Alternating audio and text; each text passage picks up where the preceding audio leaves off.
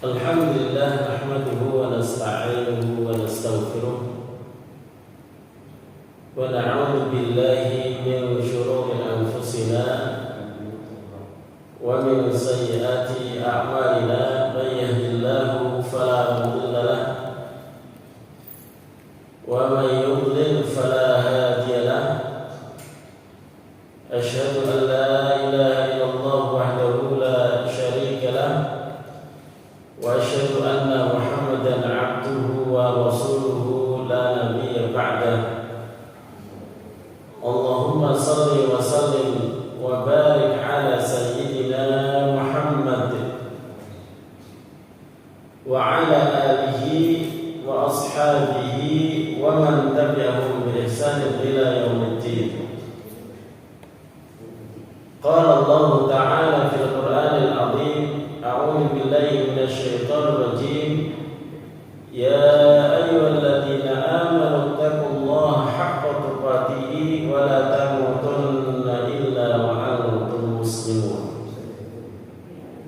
Wa qala sallallahu alaihi wasallam man yuridillahu bihi khairan yufaqihuhu fid din.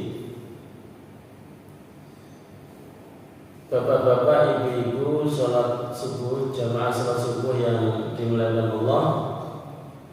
Pada pagi hari ini kita semuanya tidak lupa untuk selalu bersyukur kepada Allah Subhanahu wa taala. Salah satu bentuk bersyukur adalah bertahmid, memuji Allah. Alhamdulillahilladzi bi ni'matihi tatimmus shalihat. Segala puji adalah milik Allah yang telah menyempurnakan amal-amal soleh. Setiap kita tuntas dalam melaksanakan amal soleh, setiap kita gembira ada sesuatu yang baik itu selesai, maka yang kita katakan adalah alhamdulillahilladzi bi ni'matihi tatimmus shalihat. Segala puji milik Allah yang dengan nikmatnya kita semuanya mendapatkan kemudahan untuk beramal soleh. Pada pagi hari ini saya lupa sampai di mana batasnya. Kayaknya sudah 1 tahun yang lalu ya kita ganti tahun ya. Sampai bab apa ya kemarin? Tata cara sholat ya?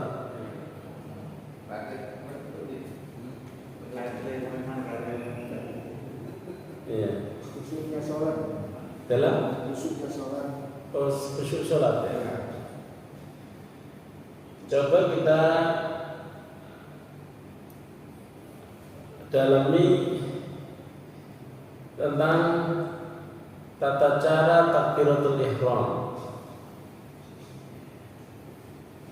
Takbiratul ihram adalah takbir yang mengharamkan. Setelah takbir, semua yang sebelum takbir itu haram.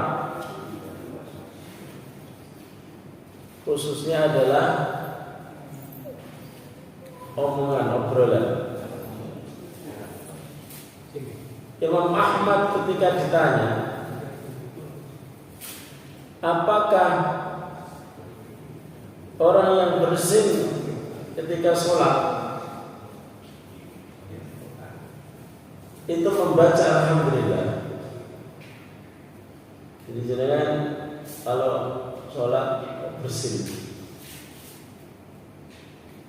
apakah membaca alhamdulillah?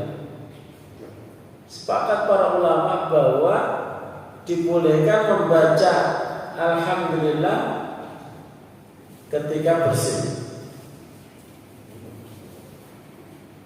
Dan Imam Ahmad mengatakan bersin orang yang bersin baca alhamdulillah itu lebih baik disirtikan, jangan dikeraskan. Karena kalau dikeraskan itu nanti yang mendengar bersin kadang refleks menjawab yarhamukallah. Kalau mengatakan yarhamukallah berarti ngomong. Loh, alhamdulillah apa enggak ngomong? Beda. Kalau alhamdulillah itu memuji kepada Allah, tidak ada ngomongan kepada manusia. Akan tetapi kalau yarhamukallah itu kita ngomong sama orang lain yang bersih. Semoga Allah merahmatimu. Nanti bisa keterusan yang bersih baca yahdikumullahu wa yuslihu balakum. Itu ngomong juga. Kalau alhamdulillah memuji kepada Allah, yarhamukallah mendoakan orang yang bersih, yahdikumullah wa yuslihu balakum mendoakan orang-orang mukmin.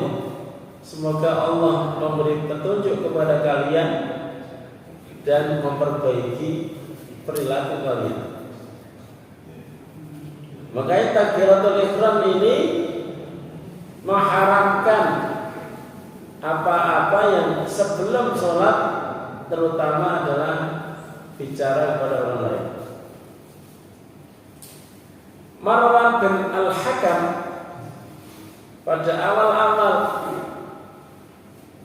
belum mengetahui kaidah ini dari Rasulullah. Ketika dia masuk sholat, dia ngajak ngomong temannya, Marwan, salah satu sahabat Rasulullah. Marwan ibn Al-Hakam ngajak ngomong temannya, sehingga temannya itu sampai nepuk-nepuk pahanya. Maksudnya ojo ngomong. Ketika dilarang, Marwan bin Hakam malah tambah ngomong banyak. Sampai akhirnya setelah selesai sholat disampaikan, Marwan ngomong ya Rasulullah. Sehingga Rasulullah kemudian bilang, inna hadhihi sholata la yasluhu fiha syai'un min kalamin nas, bahwa sholat ini tidak pantas di dalamnya ada omongan sama manusia.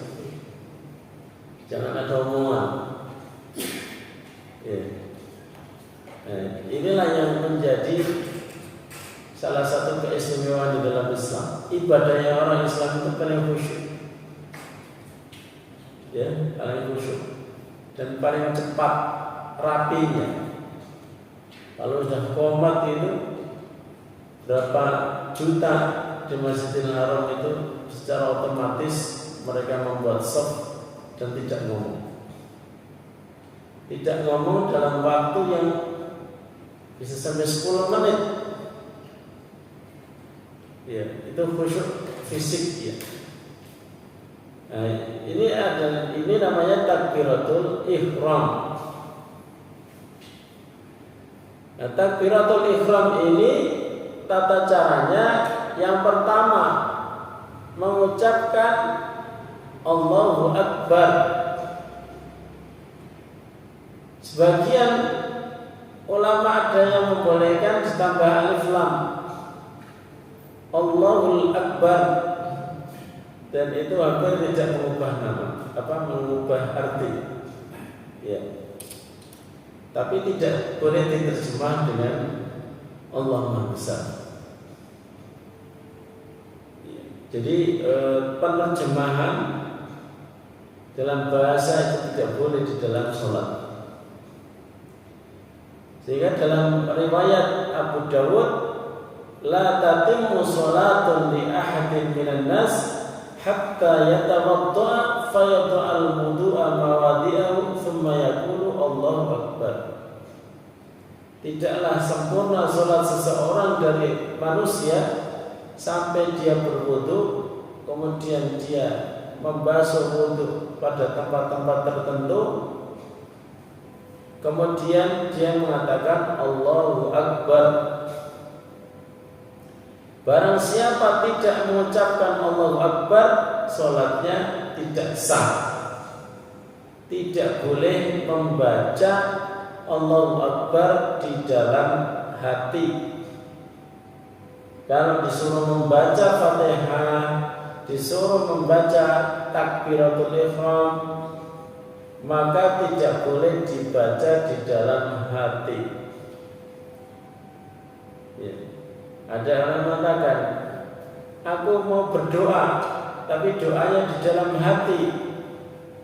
Yang namanya doa itu menyeru, meminta, maka hendaknya dilafalkan dalam doa. Kalau di dalam hati itu namanya baru harapan. Jangan gini-gini tapi nggak mengucapkan apa-apa itu kurang, karena doa itu artinya menyeru. Nyeru itu ada suaranya gitu. Itu yang pertama. Kemudian yang kedua, mengangkat tangan ketika bertakbir. Dan ini hukumnya adalah sunnah. Kalau ada yang melakukan takbiratul ihram tanpa mengangkat tangan, sholatnya itu tidak sah. Sholatnya tidak apa-apa, tidak sah, karena hukumnya adalah sunnah.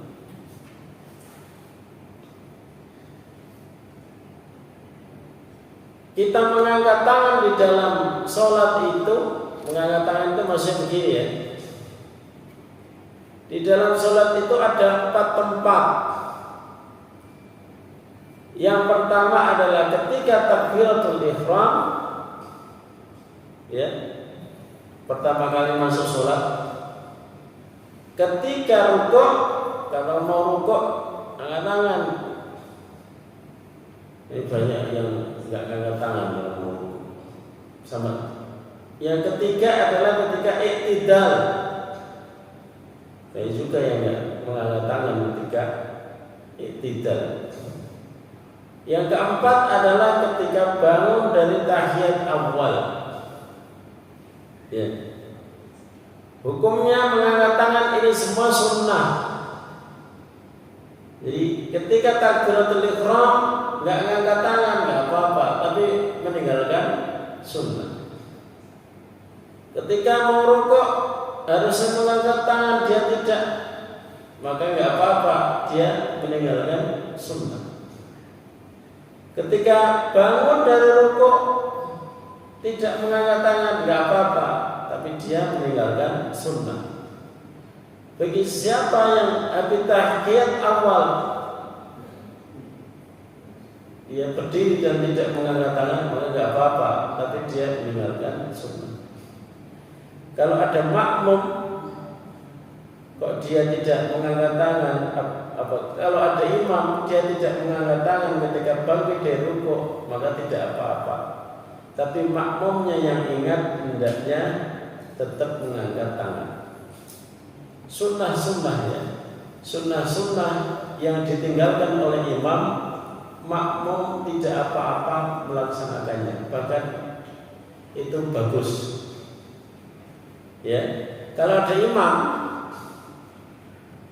meninggalkan sunnah, makmum melakukan nggak apa-apa, berbeda nggak apa-apa.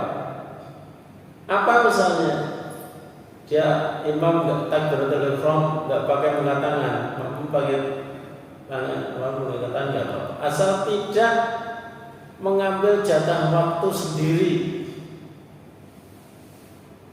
Maksudnya gimana mengambil waktu sendiri?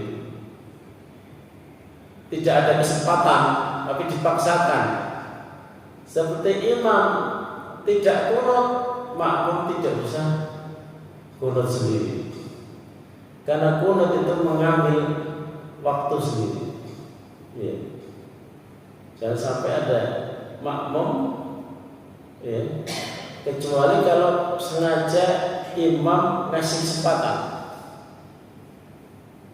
Ya, kecuali kalau imam memang sengaja ngasih kesempatan. Misalnya nih, kan di antara madzhab itu ada yang mewajibkan baca Fatihah. hukumnya kan rukun, baik berimam maupun bermakmum baca Fatihah. Ketika habis Fatihah diam imam, nggak baca, oh berarti berikan kesempatan makmum baca Al-Fatihah. Tapi memang kalau kondisinya dikasih kesempatan itu dikasih tahu aja, dikasih tahu supaya makmum itu tidak mengambil inisiatif sendiri. Nah itu. Jadi mengangkat tangan itu ada di 4 tempat, disunnahkan. Mengangkat tangan ketika takbiratul ihram, mengangkat tangan ketika rukuk, mengangkat tangan ketika bangkit dari rukuk, mengangkat tangan ketika selesai tahiyat awal dan dia berdiri. Itu hukumnya adalah sunnah. Kalau yang sholat gendong seperti Rasulullah pernah sholat gendong cucunya, maka dia tidak mungkin mengatakan nanti jatuh cucunya itu, tidak menjadi masalah. Tetapi dalam kondisi-kondisi memang tidak ada halangan, maka hendaknya seorang itu tetap mengangkat tangan untuk melaksanakan sunnah. Yang jelas-jelas sunnah itu jangan ditinggalkan sengaja, karena untuk kesempurnaan sholat. Sudah tahu itu sunnah tapi sengaja tidak dilaksanakan. Kayak wudhu misalnya, karena dia belajar yang wajib dari wudhu cuma 4, membasuh wajah, membasuh tangan, mengusap kepala, membasuh kaki. Kemudian dia rutin melakukan itu padahal tidak ada udzur. Udzurnya itu bisa tidak ada air, udzurnya itu mungkin airnya sedikit, ya sedikit ya, bukan tidak ada air, airnya sedikit.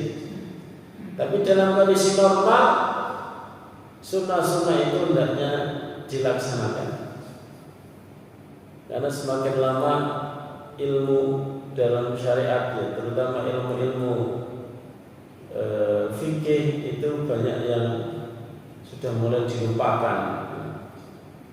Ada penjelasan dari Rasulullah, tetapi karena tidak dilaksanakan, ketika dilaksanakan orang itu seperti hal yang aneh.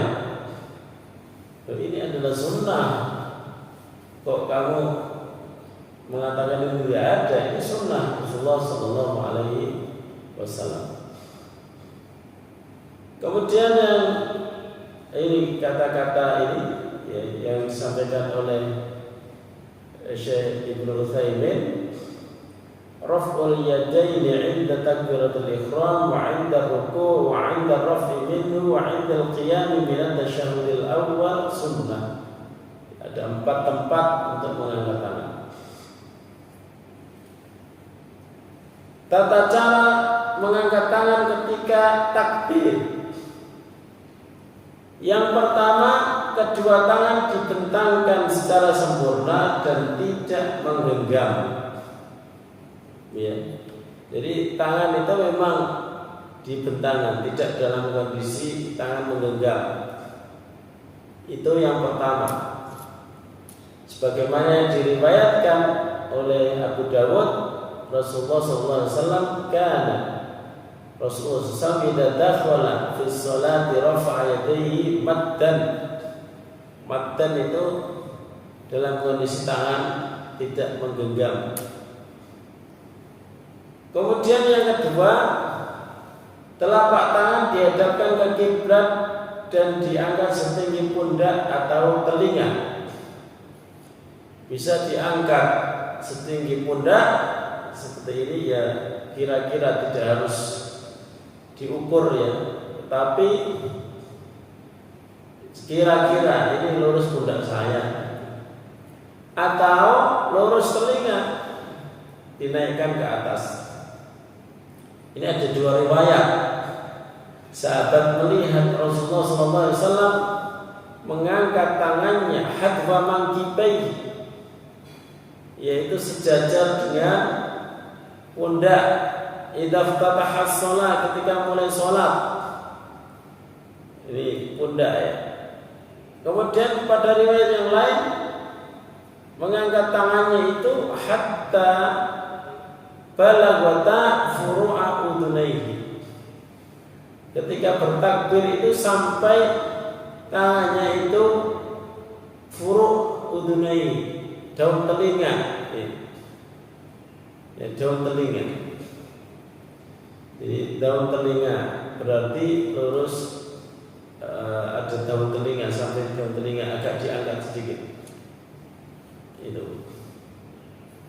Maka sangat salah kalau ada orang takbiratul ihram itu tangannya menghadap ke samping kayak gini atau menghadap ke bawah seperti ini. Banyak orang yang takbiratul ihram itu tangannya ditekuk begitu sehingga tidak dibuka secara sempurna. Kemudian boleh mengangkat tangan dulu baru takbir. Jadi diangkat dulu, ya, diangkat dulu begini, baru kemudian Allahu Akbar. Diangkat dulu baru Allahu Akbar. Boleh mengangkat tangan bersamaan dengan takbir Allahu Akbar, disamakan dengan takbir. Ya. Kemudian boleh mengangkat tangan setelah membaca takbir Allahu Akbar baru mengangkat tangan. Itu ada riwayat-riwayat yang menjelaskan dari Rasulullah Sallallahu Alaihi Wasallam. Jadi ada beberapa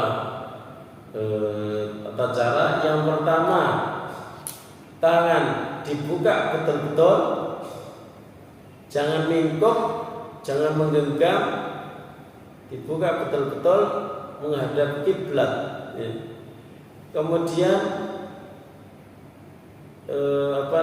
diangkat setinggi telinga atau diangkat setinggi pundak.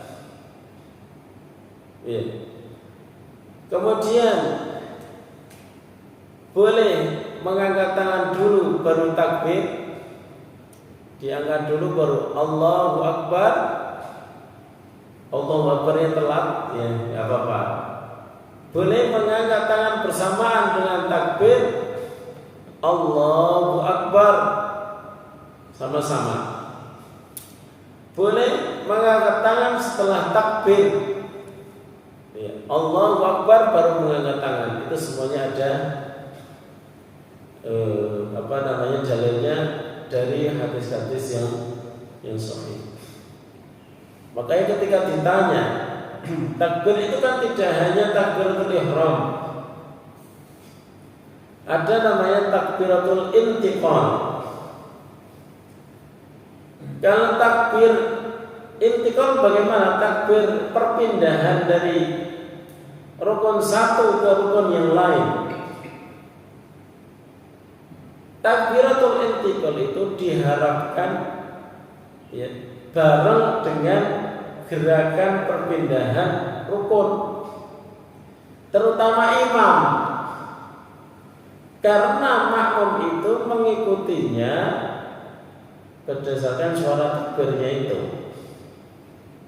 Jangan sampai imam takbir duluan, takbiratul intiqal, padahal dia gerakannya tidak cepat.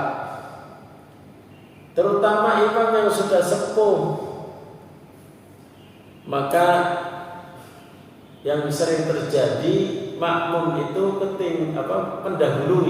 mendahului imam. Di beberapa tempat itu kan senioritas masih berlaku banget gitu. Kalau enggak Pak Kiainya, ya, itu jangan jadi jangan jadi imam. Padahal yang namanya anak muda kan suaranya lebih nyaring, lebih bagus, itu terpaksa harus nganggur gitu.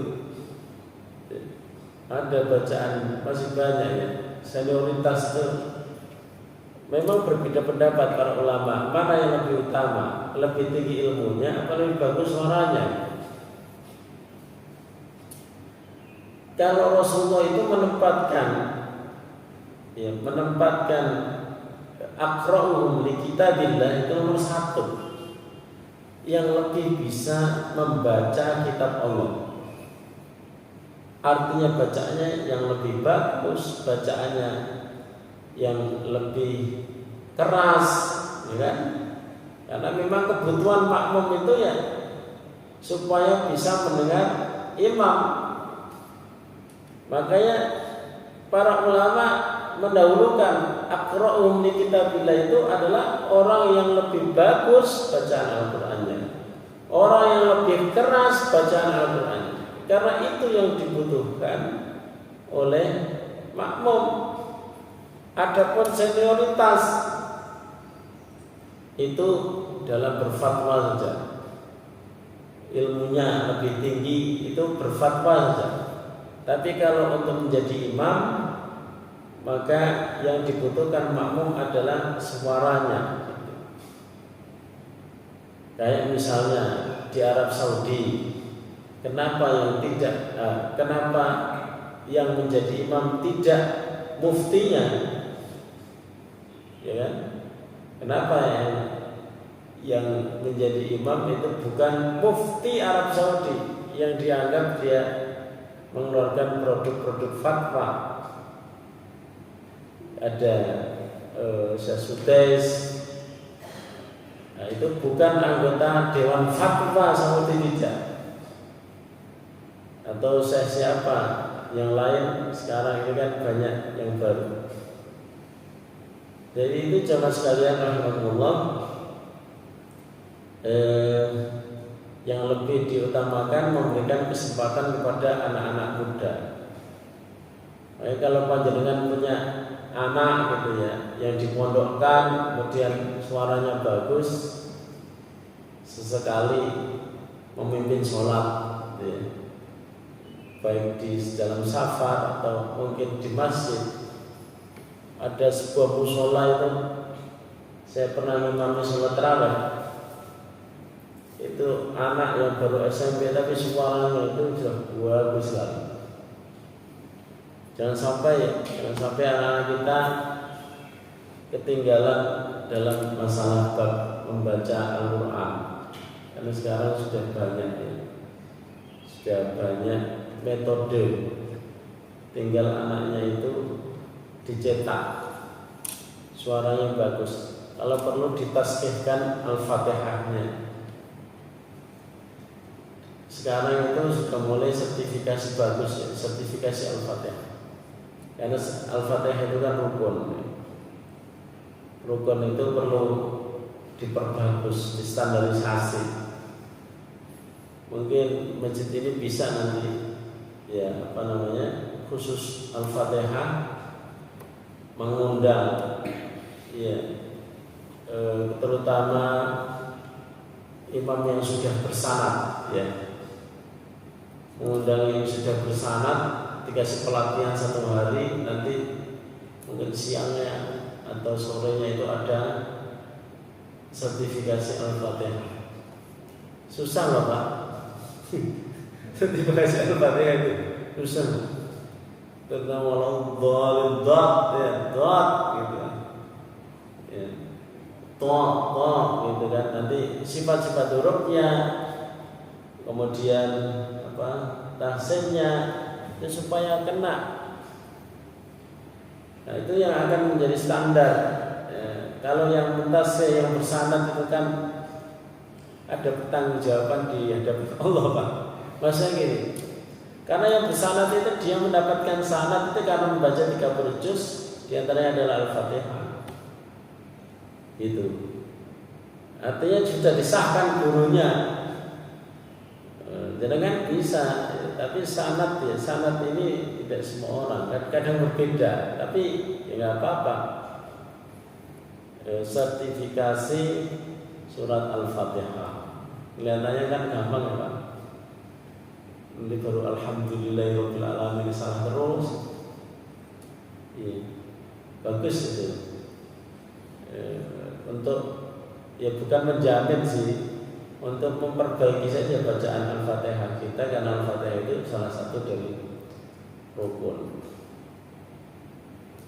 Ada musola kecil bagus bacaannya. Di sisi lain saya mendapatkan masjid yang bagus, imamnya itu suaranya kayak suara dredeg gitu. Sudah tua, ya sudah sepuh. Suara itu tuh dredeg. Ya Allah, mau diserahkan yang muda aja. Dan memang nggak ada yang muda ya Bapak ya. Nggak ada yang muda sholat jamaah. Ya, masa sih mereka nggak punya anak? Kan punya anak sih. Masa sih satu kampung, satu RT itu nggak ada? Nggak ada yang bagus bacaannya. Masjid bagus itu, tapi nggak mau mendatangkan imam misalnya. Kan sayang Pak. Saya setiap ke situ hampir rutin ya, karena lewat. Sayang gitu, tidak bisa menikmati.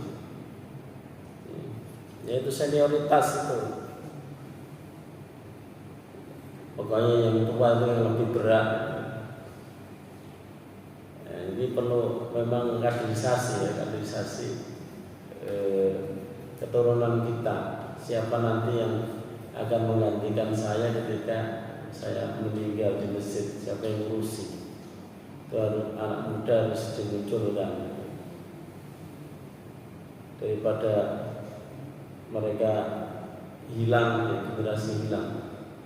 Banyak orang yang yatim sebelum bapaknya meninggal, nggak diurus sama bapaknya. Bapaknya rajin ke masjid, anaknya jarno. Itu namanya yatim sebelum meninggal. Ibunya juga begitu. Ada banyak orang yang piatu sebelum ibunya meninggal. Jadi jamaah sekalian rahimahullah, supaya makmum tidak membalap imam, maka imam perlu disiapkan ya, supaya imam ini menyesuaikan ya. Ada juga anak muda, tapi dia telat gitu gerakannya ya. Dia Allahu Akbar, dia masih belum rukuk gitu. Akhirnya dibalap sama makmumnya. Jangan salahkan makmum ketika membalap kalau makmum atau kalau imam itu telat. Ada juga imam yang kayak menipu makmumnya gitu. Ada imam yang kayak menipu makmumnya. Jadi dia itu masih harus bangkit gitu ya, bangkit langsung dari sujud langsung bangkit, tapi dipendekkan.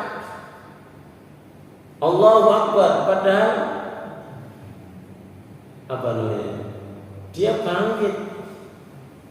Kalau dia bangkit, suaranya jangan Allahu Akbar.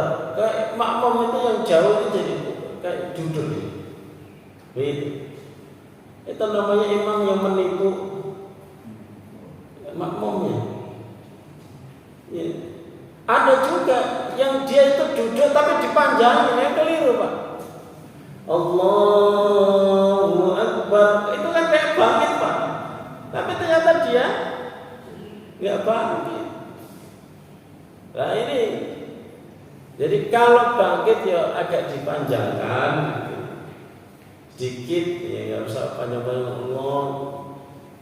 Tapi kalau apa namanya duduk, ya dipendekkan Allahu Akbar. Jangan duduk lagi Allahu Akbar. Kelihatannya ini bangkit. Akhirnya makmum banyak yang bangkit. Apalagi kalau lampu mati, makmum bangkit kabeh, dia duduk sendiri. Ya, karena tidak disesuaikan bahwa yang dia butuhkan itu bangkit. Dipanjangin dikit Allahu Akbar. Jangan bangkit Allahu Akbar. Makmum ini bangkit apa? Duduk gitu. Jadi makmum itu harus betul-betul memikirkan, imam itu harus memikirkan makmum betul-betul, memikirkan makmum, karena dia adalah orang yang mengayomi, orang yang mengayomi. Saya itu ngarang buku ya, yang saya jadikan pegangan di Stidki ya. Ini tapi masih berbahasa Arab ya. Saya minta untuk diterjemahkan sama mahasiswa itu. Ini tentang masalah kaidah-kaidah di dalam sholat jamaah. Di sini ada bab tentang menjadi imam itu kayak apa. Ya. Ada syarat-syarat imam, syurutul imam ya. Kemudian di sini ada siapa yang lebih utama menjadi imam, ya. Dan siapa yang berat menjadi imam. Dan nanti ada syarat-syarat menjadi imam. Imam itu di antara syaratnya ayatuna qadiran ala adail arkan al-qauliyah wal fi'liyah lis-shalah. Imam itu harus mampu melaksanakan rukun-rukun, baik rukun bacaan maupun rukun perbuatan. Rukun bacaan atau rukun perbuatan. Imam itu ya harusnya bisa membaca Fatihah. Kalau imam nggak bisa baca Fatihah, tidak hafal, atau makhrajnya banyak yang salah-salah yang mengubah makna, itu jangan jadi imam. Kalau dia sholat sendiri karena nggak mampu sah. Tapi kalau dia menjadi imam, itu kan dia bertanggung jawab kepada yang lain. Diharapkan imam juga yang bisa rukuk. Diharapkan imam juga yang bisa bersuara, terutama dalam sholat jahriyah. Kalau imam nggak bisa bersuara bagaimana? Nah itu diantara, nah ini ada syarat-syaratnya secara spesifik. Dan ada juga nanti makmum itu bagaimana? Itu ada. Yang sekalian Allah. Ini sudah syuruk kayaknya. Kelihatannya baru sebentar sudah selesai. Ini saya tambahkan sedikit ya. Ini hari libur ya. Kalau istri saya masuk, tapi kalau jenengan kayaknya libur. Masuk juga ya. Tambah sedikit. Tangan bersedekap. Bersedekap ketika sholat itu adalah hukumnya sunnah. Dengan cara apa? Meletakkan tangan kanan di atas tangan kiri. Ya. Makanya tidak dikatakan sedekap kalau tidak tumpuk menumpuk tangannya. Ada yang sholat itu apa ya Pak? Tangannya itu tidak menumpuk gitu. Ini namanya memegang tangan ini. Menumpuk. Ya. Karena nasu yu'maruna, orang-orang diperintahkan untuk meletakkan tangan kanan di atas tangan kiri. Jadi numpuk Pak. Banyak sholat kiri namanya sholat bersedekap memegang tangan kanan, tangan kiri gitu. Masih ada yang sholatnya kiri. Nah ini kan namanya tidak diletakkan di atas. Walaupun hukumnya sunnah gitu ya. Kalau gitu salah juga gak apa-apa, tapi ya diperbaiki gitu. Kebiasaan kiri itu diperbaiki. Karena ini berarti kan bukan meletakkan tangan kanan di atas tangan kiri, tapi memegang tangan kiri gitu. Itu sebagian orang ada yang menonton pendapat Imam Malik bahwa beliau menganggap makruh bersedekah. Dalam mazhab Malik itu memang sangat populer ya. Bagi yang bersedekah itu menganggap riwayat Malik itu, kenapa riwayat dari Malik ya, Imam Malik, kenapa beliau tidak bersedekah itu karena habis dipukul sama Ja'far bin Mansur. Para ulama itu kan dicambuk itu udah biasa Pak, sampai sengkle tangannya Malik sehingga nggak bisa bersedekah. Itu biasa. Imam Ahmad pernah dicambuk pemerintah ya. Imam Malik pernah dicambuk. Imam Syafi'i juga pernah hampir dibunuh malah, untung selamat. Sudah dipenjara, mau dieksekusi mati. Jadi jangan dikira ulama itu kok adem terus sama pemerintah itu ya berarti fungsi nasihatnya belum berjalan dengan baik. Makanya jangan ada ulama itu yang ke istana terus menerus. Kalau ke istana dia dimintai nasihat, ya alhamdulillah. Dalam sejarahnya kan begitu Pak. Ulama itu harus menjalankan fungsi nasihat. Ulama itu memang harus jadi oposisi. Ya, ditangkap itu udah biasa dari zaman dulu gitu. Karena kecenderungan penguasa itu mesti nyeleweng Pak. Hampir dari dulu kecenderungan penguasa itu nyeleweng. Ya kan nanti belajar sejarah ini bagaimana Al-Hajjaj bin Yusuf membunuh anaknya Zubair bin Abdullah bin Zubair bin Awwam. Husain sendiri kan terbunuh. Ya, pembunuhan ya penguasa. Pada zaman Yazid bin Muawiyah apalagi lebih parah lagi tuh. Jadi masuk kota Madinah membunuh banyak keturunan para sahabat. Jadi memang fungsi ulama itu ya nasihati. Konsekuensinya dipenjara atau dibunuh kayak Hamka gitu. Kayak Hamka, hampir semua ulama yang baik itu mesti oposisi. Kalau oposisi itu nasihat pemerintah. Nah Imam Malik ini pada saat nasihati ditangkap, dicambuk beneran. Imam Ahmad juga dicambuk beneran Pak, bukan cambuk-cambukan, sampai tangannya sengkle. Ya, itu kan berarti cambuk yang keras sekali. Ya, itu. Nah, Imam Malik itu ada riwayat bahwa beliau itu enggak sedekah.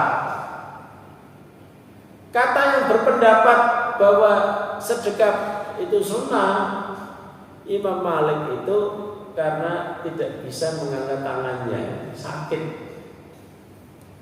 Bagi pengikutnya, memang menurut mazhab Malik sedekah itu dimakruhkan, sehingga banyak sampai sekarang ulama-ulama Malikiyah itu mereka kadang sholatnya tidak memakai sedekah. Mengangkat tangannya Allahu Akbar, tapi tangannya ya begini sholat. Tapi mereka hafalannya kuat-kuat gitu. Tetapi kita berdasarkan hadis memang ada yang namanya sedekah itu. Nah, sedekah itu bisa hanya diletakkan itu enggak menggenggam tangan kiri. Jadi diletakkan aja, ditumpuk. Kalau dalam mazhab Syafi'i itu kan yang tangan kiri itu sampai mana? Jadi yang ditutupi tangan kanan itu adalah telapak tangan, kemudian pergelangan tangan dan sebagian daripada lengan. Ini ya, agak ke arah sini. Tapi kalau mazhab yang lain ada yang berpendapat yang dipegang itu hanya telapak tangan saja. Dan ada juga riwayat. Kalau riwayat sahih, perbedaan pendapat itu artinya ini boleh, ini boleh, ini boleh. Kadang Rasulullah begini, kadang Rasulullah begitu. Kalau memang riwayatnya ada, ya, bisa hanya memegang telapak tangan, bisa tangannya itu sampai sebagian lengan. Ada yang hanya meletakkan, ada yang ini meletakkan, nomor satu itu meletakkan aja, tidak digenggam tangan kirinya. Kemudian yang kedua ada yang digenggam. Ya, genggam itu berarti ya tangan kirinya itu digenggam gitu. Kalau mazhab Maliki dan Hambali menganjurkan meletakkan tangan kanan di atas punggung tangan kiri, Imam Syafi'i menganjurkan tangan kanan diletakkan di punggung tangan kiri, di pergelangan tangan kiri dan di sebagian lengan. Jadi mazhab Syafi'i itu yang ditutup oleh tangan kanan itu telapak tangan kiri, pergelangan tangan dan sebagian lengan. Ya. Jadi lengannya kena. Kalau sebagian yang lain kan hanya tangan kanan di atas punggung tangan kiri. Mazhab Maliki dan Hambali itu begini. Dan bedanya dengan Syafi'i, bahwa ketika memegang punggung tangan kiri itu diletakkannya di bawah pusar, ya, di bawah pusar. Jadi memang lembret. Kalau mazhab Syafi'i meletakkannya di atas pusar, ya, di atas pusar. Jangan terlalu gini, Pak. Ini nggak ada riwayatnya, Pak. Dari para ulama ya. Gini tuh nggak ada riwayatnya, bahkan dulu ada gini.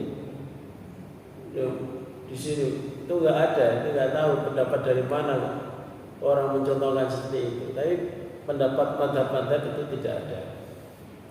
Jadi ada yang hanya ini saja, gitu ya. Ada yang sampai lengan.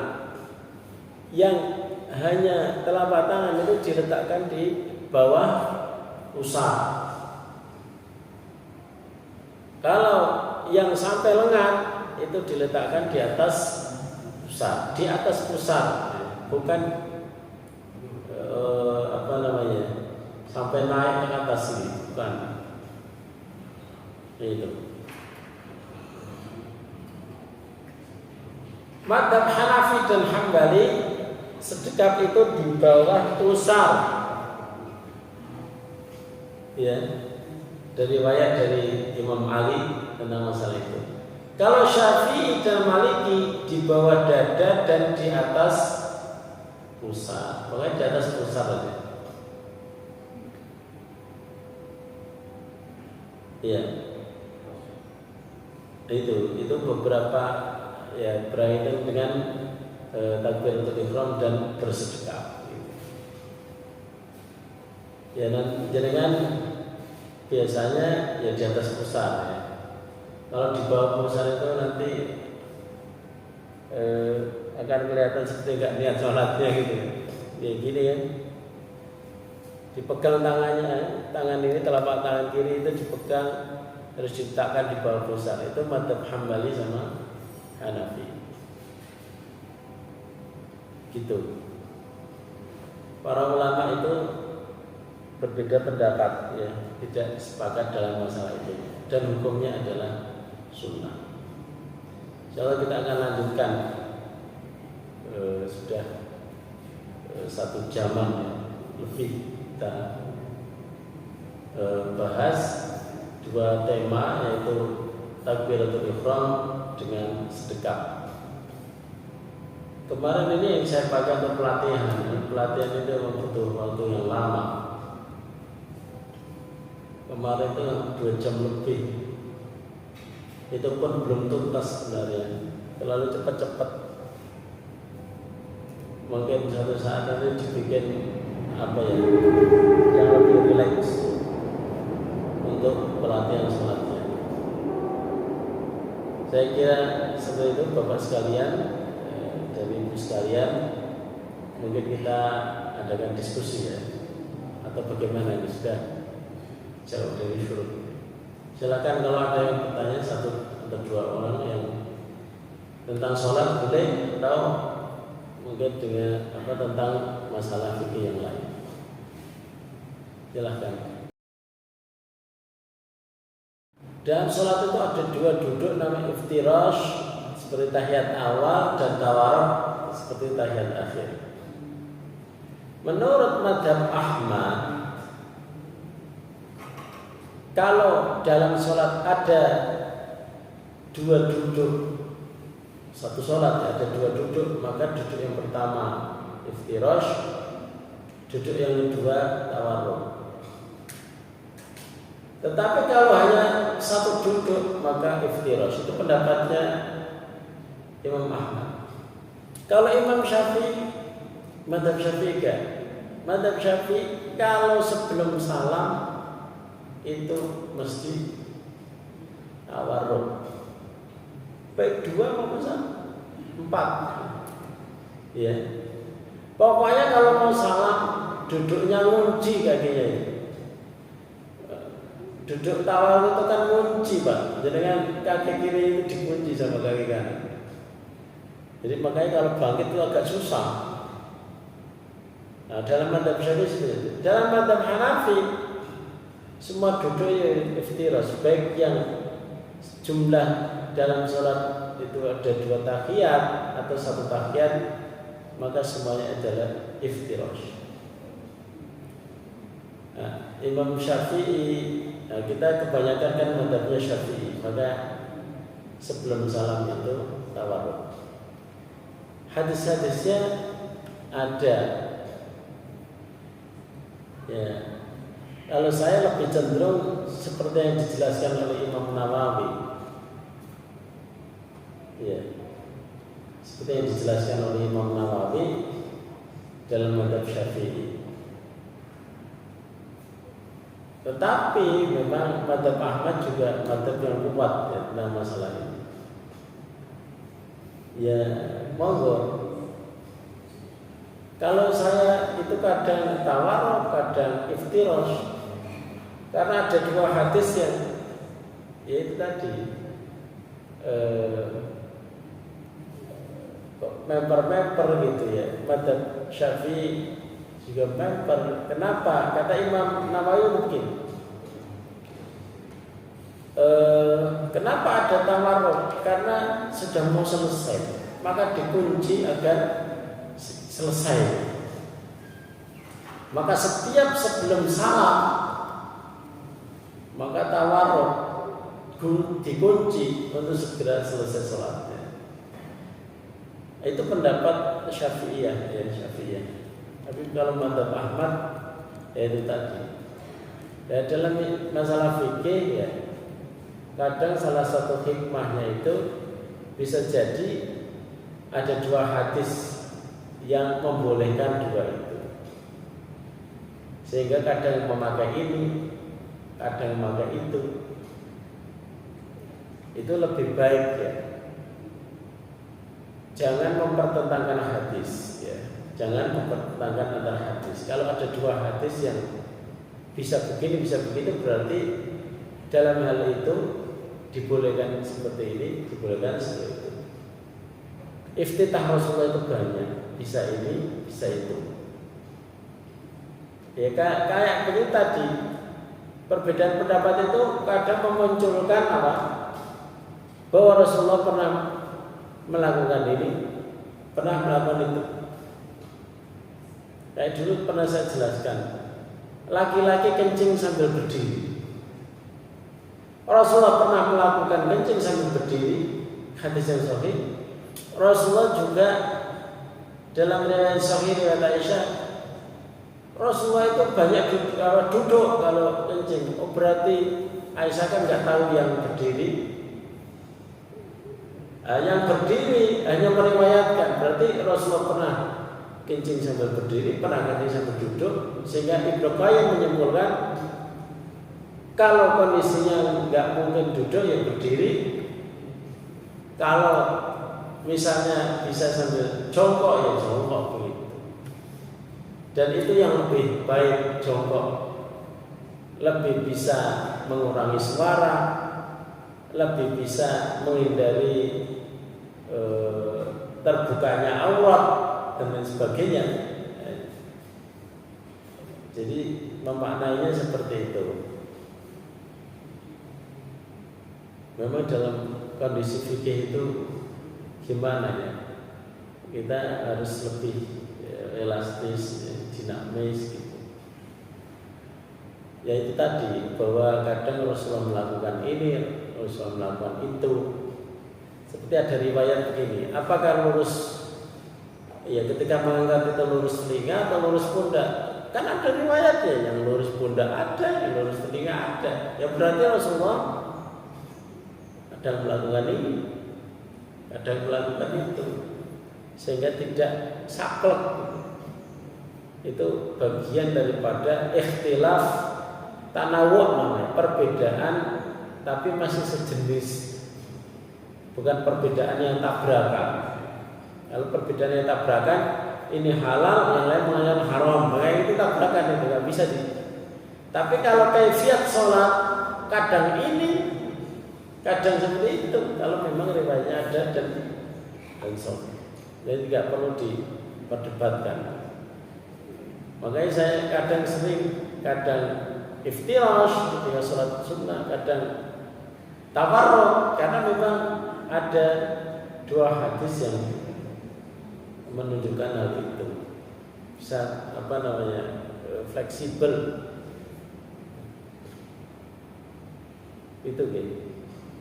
Lebih fleksibel saja, di mana perbedaan pendapat selagi tidak bertentangan, itu berarti fleksibel.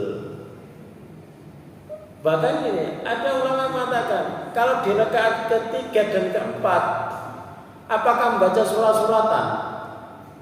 Ada riwayat Rasulullah membaca surat selain Fatihah di rakaat ketiga dan rakaat keempat. Tapi kebanyakan Rasulullah tidak membaca surat-suratan setelah Al-Fatihah di rakaat ketiga dan keempat. Berarti kalau ada orang baca surat di rakaat ketiga dan keempat, ya wes jangan, karena dari riwayatnya yang sahih. Kalau ada yang tidak, ya nggak apa-apa, berarti itu hukumnya sunnah.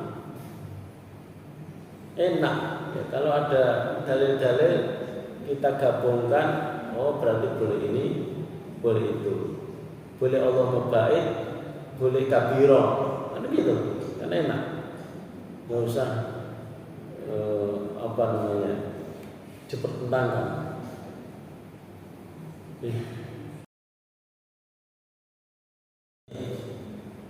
Ukuran sunnah itu apakah sunnah biasa atau sunnah muakkadah? Para ulama itu kadang juga tidak menjelaskan. Yang kita jumpai ya, istilah sunnah muakkadah atau sunnah ghairu muakkadah itu kan ada pada sholat rawatib ya. Kalau di dalam sholat, karena nilai sholat yang paling tinggi ya, sholat itu kan menentukan ampunan kita, ampunan untuk kita ya. Dan kesempurnaan sholat itu harus betul-betul dijaga. Para ulama kadang menjelaskan yang sunnah itu aja. Kayak tadi ya penjelasan siapa tadi, Ibnu Utsaimin. Ini kan nggak ada. Itu sunnah muakkadah atau sunnah ghairu muakkadah. Mengangkat tangan ketika takbiratul ihram, ketika rukuk, ketika i'tidal, ketika bangkit rukuk ke rakaat yang ketiga, bangkit ke rakaat yang ketiga, hukumnya sunnah gitu. Tapi kalau sunnah di dalam sholat, karena sholat itu hukumnya wajib, maka tentunya sunnah muakkadah. Jangan sampai kita terbiasa meninggalkannya.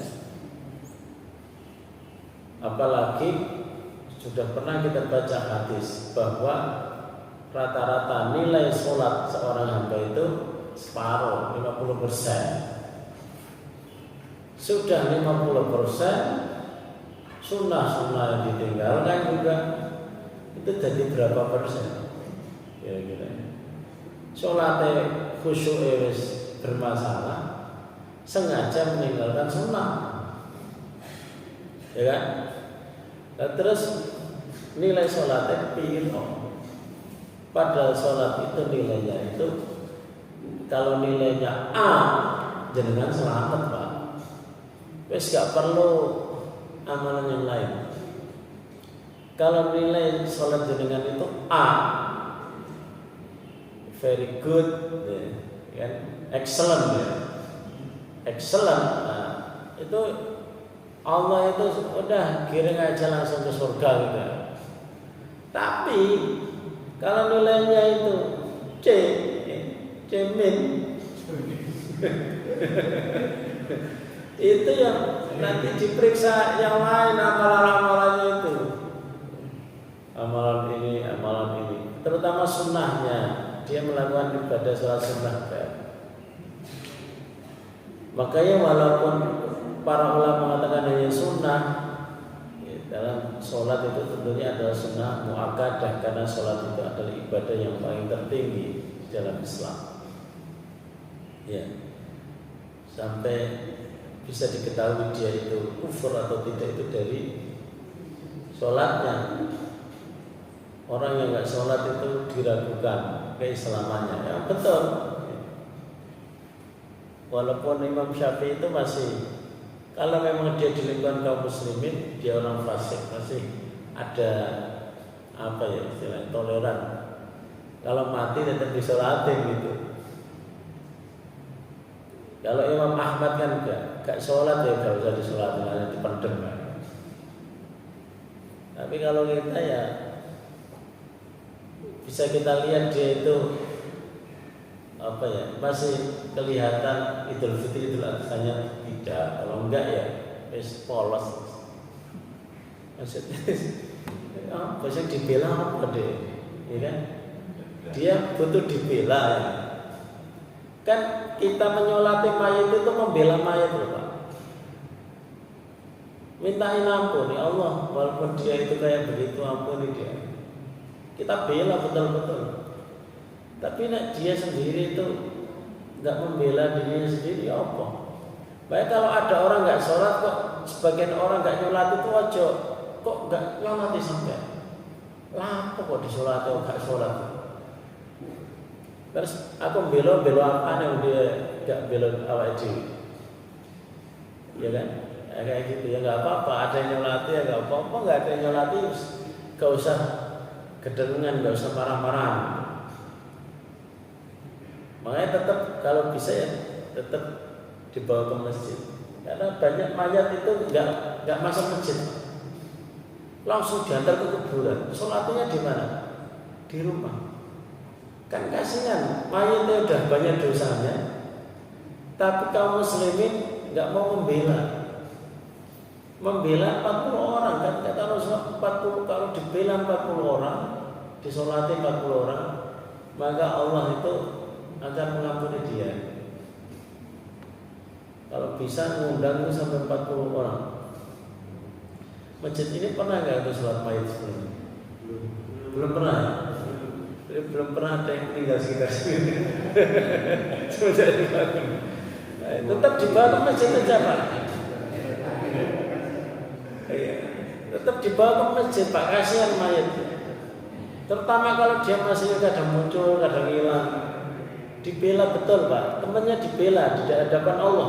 Kayak Rasulullah dulu pengen bela Abu Thalib, tapi karena Abu Thalib nggak mau masuk Islam ya dibela. Tetap dibela Pak. Jangan malu walaupun suaminya itu gak Kalian sholatnya kadang-kadang harus dibela aja. Bismillah. Dibela. Mudah-mudahan Allah mengampuni. Dibela banyak temennya ini.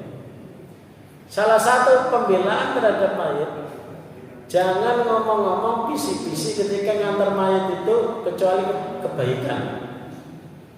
Ojo ini, sing mati sapa iki? Iku preman yang suka malak-malak iku ojo ngono.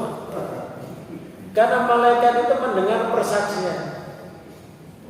Ya, malaikat itu mendengar persaksian. La taqulu illa khairan, jangan mengatakan kecuali baik. Fa innal malaikata yu'minuna ma taqulun, malaikat itu mengamini persaksian kalian. Walaupun sejelek-jelek, kalau memang kita itu mengantar mayat Pak, yang baik.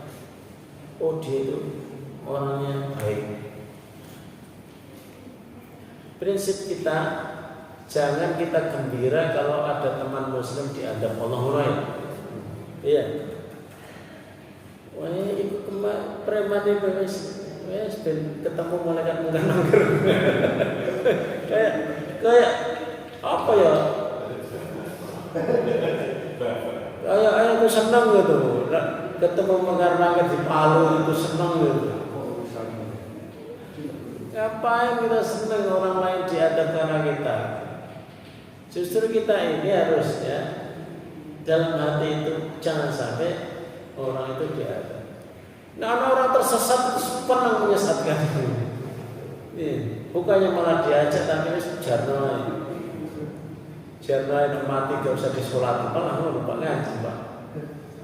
Ya diajak sing apik. Itu namanya solidaritas sama muslim.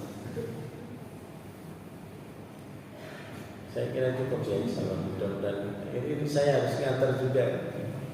Antar istri. Kita tutup dengan baca doa kafaratul majlis. Subhanallahumma wa bihamdika asyhadu an la ilaha illa anta astaghfiruka wa atubu ilaik. Assalamualaikum warahmatullahi wabarakatuh.